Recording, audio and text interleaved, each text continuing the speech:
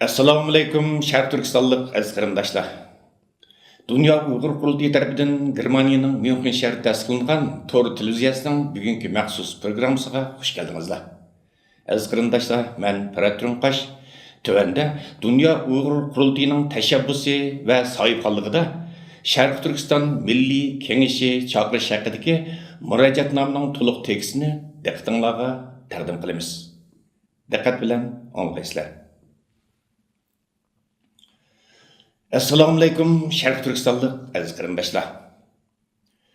Dünya Uyghur Qurultiyi İcra Komitetining 8-oyning 15-kuni olgan qaroriga asosan 2018-yil 11-oyning 8 va 10-kunlari Germaniyaning Myunxen shahrida dunyodagi butun Sharq Turkiston tashkilotlarining rahbarlari, qo'lliq siyosiy faoliyatchilar, hurmatga sazovor jamoat arboblari, savdo sanoat sohasidagi vakil xarakterlik arboblar, yoshlar va ayollar vakillari, ziyolilar, diniy zotlar, Sharq Turkistondagi qozoq, qirg'iz, mo'ng'ul, o'zbek, tojik qatorliq yerlik millatlarning vakillarining qatnashishida Sharq Turkiston Milliy Kengeshi yig'ini chaqirildi.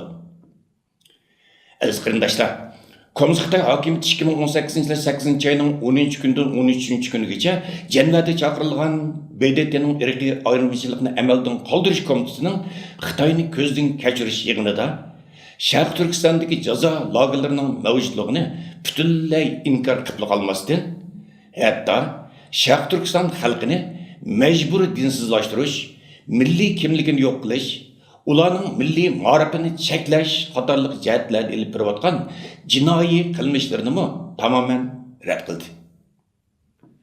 Aziz qarindoshlar, Xitoy hukumatining bu xil mutahamlachi pozitsiyasi Sharq Turkiston xalqini oldingizda yanama xatarlik va zo'r balay ofatlarning kutayotganligidan uchuq bishorat bermoqda.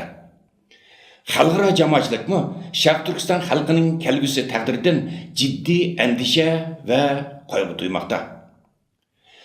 Aziz qarindoshlar, hozir Sharq Turkistondagi jazo lagerlarida 1 milliondan ortiq Uyg'urning tutib turilayotganligi BDT tarafidan rasmiy yo'sinda e'tirof qilindi.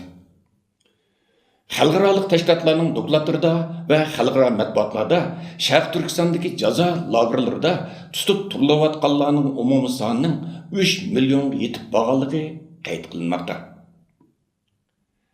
Aziz qarindoshlar, navbatda Sharq Turkiston zaminini yuksak darajadagi mustabid va fashist tusini olgan davlat terrori qoplagan, xalqimizning haq-huquqlari tarixda misli ko'rilib boqmagan darajada ig'ir dafsanchilikka uchrayotgan bir butun Uyg'ur millati Komünist Xitoy hokimiyati tarafidan dushman millat deb qarilib, Xitoy hokimiyati atalmish diniy radikallik qarshi turish degan shior ostida milliy mavjudligimiz ta'didga duch kelayotgan bugungidek olqiliq bir paytda Xitoyning jinoiy qilmishlariga qarshi millat sifatida qo'zg'alib, yangi strategiya va yangi yo'l xaritasi bekitib chiqish maqsadida Sharq Turkiston Milliy Kengeshining chaqirilishi xalqimizning orzusi, milliy harakatimizning taqozosi bo'lmoqda. Aziz qarindoshlar, navbatda xalqaro siyosiy, iqtisodiy va bexatarlik sohalarida jiddiy o'zgarishlar yuz beryapti. Xitoyning kuchlanishi ve kengaymachilikni maqsad qilgan tashqi siyosati qo'shni davlatlar va Amerika boshchiligidagi g'arb davlatlarini bearam qilyapti. Ichki jihatda Xi Jinping hokimiyatiga nisbatan norozilik va ziddiyatlar kuchayapti. Xitoy iqtisodiy shaklanishga yuz tutmoqda. Sharq Turkistonda yolg'izlik Uyg'urlar emas, qozoqlar, qirg'izlar va mo'ng'ullarmi Xitoy hokimiyatining bostirish nishoniga aylandi. Cümleden mevcut vaziyetler krizga yüzlanıyotidu. Kriz fursat yaratganga o'xshash Sharq Turkiston davosi uchunmi ba'zi fursatlar kelyapti. Aziz qarindoshlar, chet eldagi Sharq Turkiston davosining birinchi bosqichi, ya'ni davoni xalqaralashtirish vazifasi o'rinlandi. Va ikkinchi bosqich bo'lgan davoni qanday qilib xalqaro sahnada ta'sirli, kuchli va unumli elib berish zo'r bo'lyapti. Xitoy hokimiyatini Sharq Turkistondagi etnik qirg'inchilik va osmolasiya siyosatini to'xtatishga, jumladan jazo lagerlarini tez suratda taqashga majburlash uchun xalqimizni va xalqaro jamoatchilikni qandoq safarbarlikka keltirish muhim bir masalaga aylanadi. Az qarindoshlar, shunga bu qatimki Sharq Turkiston Milliy Kengashida jazo lagerlari masalasini markaz qilgan holda butun Sharq Turkiston tashkilotlari va muhim shaxslar bilan tuvandagi temalar haqida muzokara va kengash ilib berildi. Masalan, Sharq Turkiston Milliy ozodlik harakatining strategiyasi qanday bo'lishi kerak bundan keyin? Vatan ichidagi xalqimizni zulmdan qutqizishning konkretni chora tadbirlari qanday bo'lishi kerak? Vatanimizda yuz berish ehtimoli bo'lgan keng ko'lamli irqiy qirg'inchilik va zo'r milliy to'qinishlarda qanday qilamiz? Bunga qanday taqabul turamiz? Siyosiy ko'zqarashlar bir-biriga o'xshamagan tashkilotlar va siyosiy faoliyatchilar o'rtasidagi hamkorlik munosabatlarini qanday tanishamiz, qanday olib boramiz? Sharq Turkistonning yerli xalqlaridan bo'lgan qozoq, qirg'iz qatorliq qarindosh millatlar bilan bo'lgan hamkorlikni kuchlantirishning yo'llari qaysi? İchki tashqi tashviqot xizmatlarini qanday kuchaytiramiz? Milliy harakatimizga kerakli bo'lgan iqtisodiy masalalarni qanday hal qilamiz millat sufati bilan?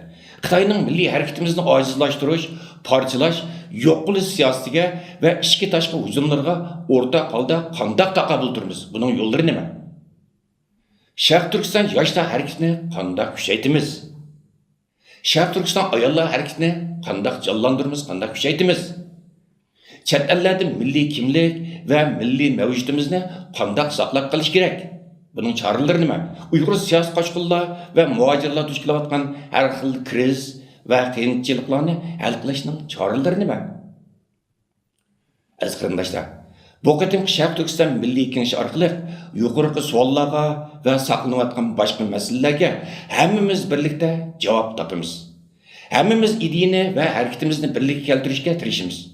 Şunun bilan birga mavjud ichki ziddiyat, ixtilof va to'qnashlarga talto'kis xotim berib, ittifoqlik va o'rtoqlikni amalga oshirishni hammamiz birga buningdan keyingi tub yetakchi ideya va mo'digan yo'llanishni belgilashni maqsad qilamiz.